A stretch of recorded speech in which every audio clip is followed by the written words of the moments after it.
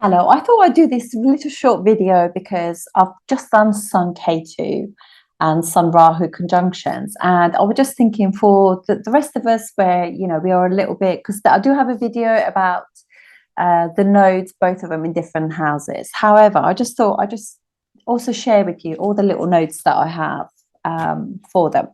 So in terms of Ketu, I just wanted to say wherever Ketu is, we are going to have some form of havoc in that house. And so basically, it's going to give us obstacles, major obstacles as well. And both the nodes actually, Rahu matures at 42 and 48 for Ketu. So, it takes a really long time to get to know how to use these planets, these shadow planets. However, if your ascendant is strong, your ascendant lord is strong, or has help from a very strong Jupiter, then you don't need the help. You know how to deal with it. But for me, Ketu is probably the hardest planet of all in the whole of the system. So yeah, because what it does create havoc with our possessions, material things of life, and this is a very material world at the end of the day. So with Venus, it is going to create problems with money for you. Maybe you get it and then you lose it, or maybe you have love and then you're critical of them in some way or other, and you let them go. So there are all these kind of things going on with Ketu, and so we can kind of, when it is in any house or any planet that it touches, we can just be a bit dismissive about them for no reason at all. And I just want to also point out for some ascendants, Ketu could be a really good planet. For example, for Cancer, it co-rules Scorpio with Mars, so it's a ruler of a trine. For also for like for example, Pisces ascendant, it rules the ninth house with Mars. It rules for Leo ascendant, also rules like fourth house. So it is good for some ascendants for sure, but it's also very like, it can be very critical, it can be rigid, it can be a little bit disruptive, disconnected, detached, and all those things that are to do with, there's no flexibility in K2. So it kind of, when it is with Venus, there's an expectation of the spouse to be just so, or the women to be just so, or the female friends to be just so. So they can be a little bit like, and then they could just let that go because, let a friend go because they didn't arrive on time for this day that we were going to go out. Do you know what I mean? I'm not saying necessarily going to be that bad, but yeah, it can be a little bit that way. So it can create suffering because of it, because we can just like make our own world quite small. It will be difficult if it is in the ascendant, or with your ascendant lord, or with your Atmakarka, which is the planet, excluding the nodes, that's got the highest degree. So I've got videos on Atmakarka soul planets on each of them, so you can read about them. But definitely, when it is the case, then we are too disconnected with ourselves, really, with our soul, with our ascendant lord, with who we are and the path that we want to take in this life. So what we're doing, we're probably doing too much for the other people, and we forget that charity starts at home. So that all that energy has gone into other people, and actually, because we can be the way that we are with them as well, unknowingly, then we can be like, we can leave a lot of people. We don't carry the people that we meet in life with them. We just tend to meet, leave. So there is no continuity with friends and associates and things like that, because we just like can disconnect so easily. So it is also a fiery planet, so the nature of it can be creative, but it can also be purification again, so you can get rid of things, so to be said. And it obviously does, as I said, it does well with Jupiter. Jupiter grounds it and helps it to actually find that connection with above, with source. And it's a planet that really does well to have time aside that house that we are in, just to really kind of, through meditation and yoga, really kind of start connecting slowly with energies, and then that will really ground them. Actually, walking barefoot on grass or on sand is very good for them too. And actually, I think that the more they spend time in nature, the better for them too. And you do really well if it's obviously with another remedy I was just going to say for it as well, is neem. Neem is one of those that deals with, because it's pathogenic planet, shadowy planet as well, rules all those bugs and things too. So you want to just, like, neem is a really good way. So if you're prone to getting them, grounding yourself and having a good diet and taking neem will be really good for you. It can also rule things like a person who has that in their ascendant. They could have a very eclectic way of actually dressing too. So they could be into very multicolored things. They could be like hippie things. They could wear clothing with patches on them. Those kids at school with patches on things. They could also have something like that in the ascendant. And they like vintage things. They like retro stuff. There's a connection with past, because obviously it's what we know. And it can be quite humble too, but it can also be arrogant depending on the sign that's in the planet, etc. And it does rule homeless people and humility too, which can be a winner in life. And they say also that obviously, because it's headless, working on your solar plexus and your gut feeling is very, very important. Being grounded, just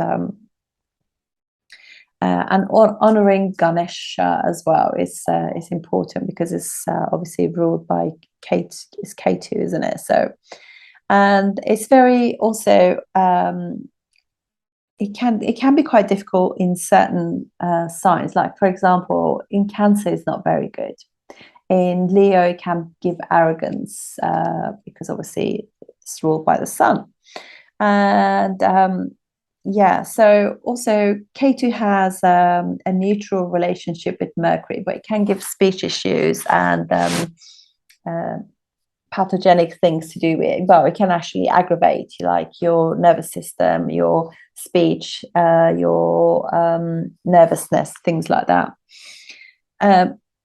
And so there could be lack of balance there, and there could be lack of practicality, because these, I know people who've got these in family members where they could be in their 50s and they could be the most humanitarian person and like a professor at university, but they wear dirty trousers, their shoes have got holes in them, and they're really unkempt because they are just not bothered by the image or anything, because they can't see themselves, so they just like too much into like being close to God and the charity for others, but they don't realize that charity starts at home. So there could be a little misleading thing going on there.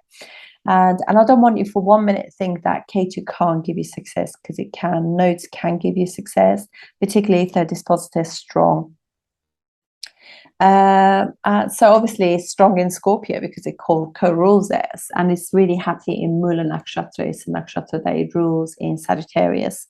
So and these are the things. And if it is sitting with the Lord of the house, that they, in a previous life, they didn't finish dealing with the things to do with that house and that planet. So they're here to do that. So don't always think that Ketu is where we've been and we've completed, not necessarily. And always know that for whatever planet or whatever house you're struggling with, the opposite sign will be where the answers are.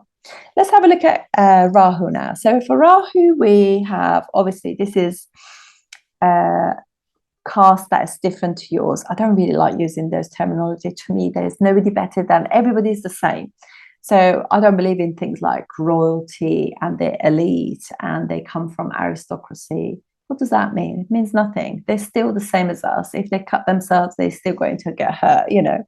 So it's also foreign, inventors, pioneers, astronauts, aviation, all of those unusual things.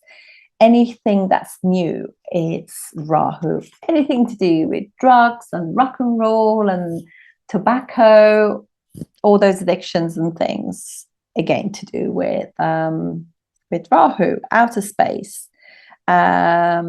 clouds, atmosphere, umbrellas, sunglasses, other realms, viruses, bugs, snake catchers, ghosts, cemeteries.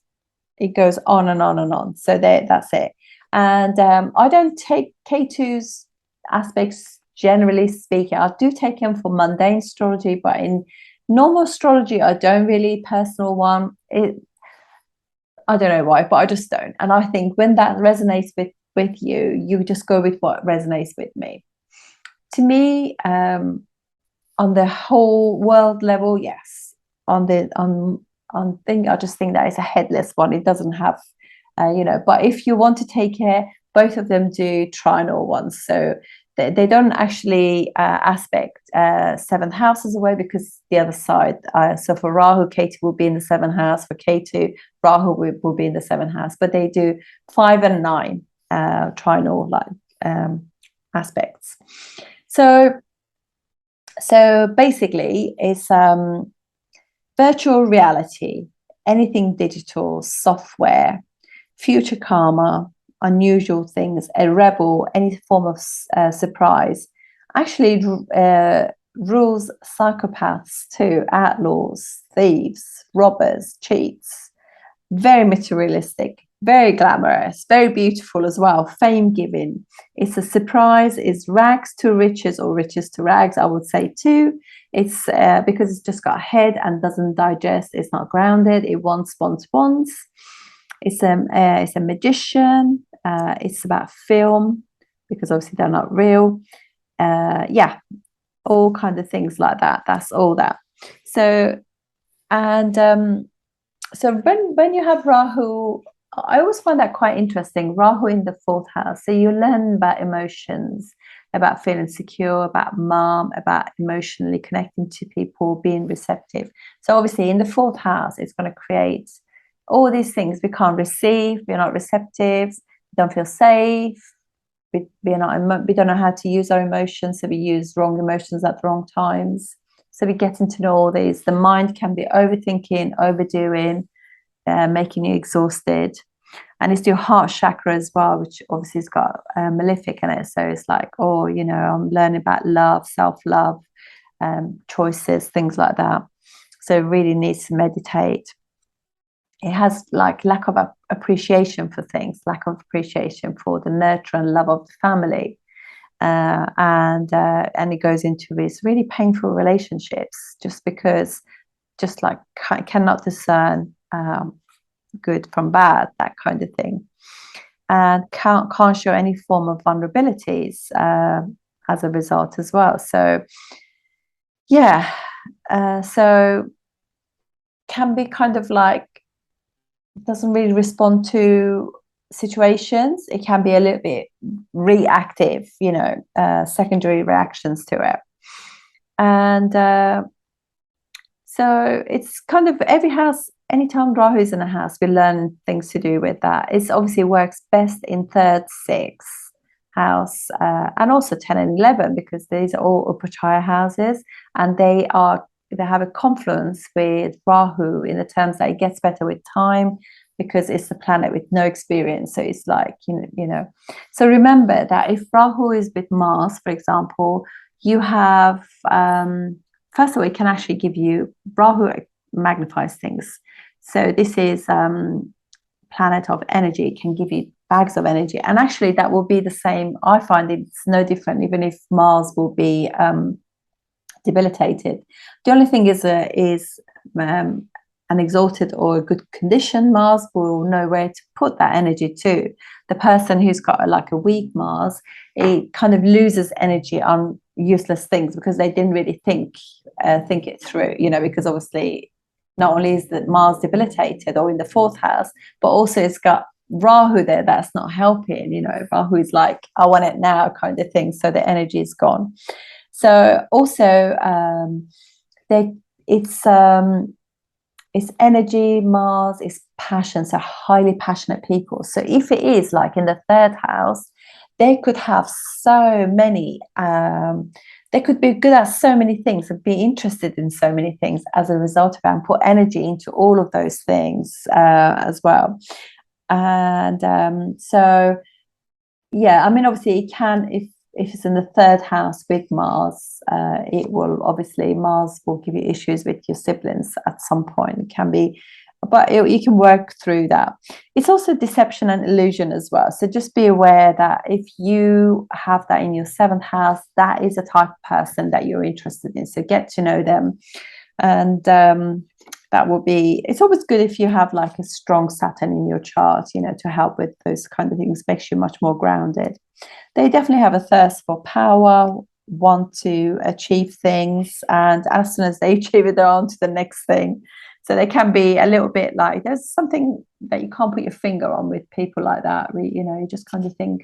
So if you, for females, if you feel that about, you know, if it's sitting in your seventh house with your seventh lord or with Venus, just be aware of that, because actually that's what you want to experience. So, and get strong on that.